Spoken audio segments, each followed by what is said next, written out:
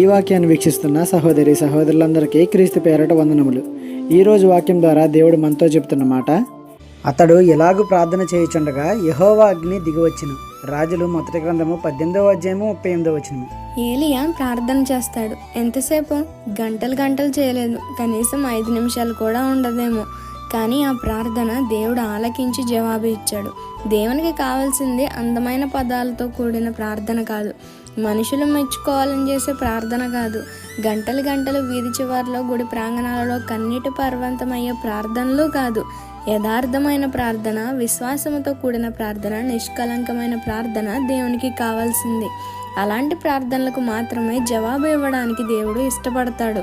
ఆ రోజు ఏలియా యథార్థతతో బహు విశ్వాసంతో ప్రార్థించాడు, అన్యుల మీద గెలిచాడు. ఈ రోజు నీ సమస్య ఏదైనా సరే యథార్థంగా ప్రార్థించు, విశ్వాసంతో ప్రార్థించు, తప్పక దేవుని కార్యాన్ని చూస్తావు. ఈ చిన్న సువార్త పరిచర్యలో మీ సహోదరులు. God bless you. ఆమేన్.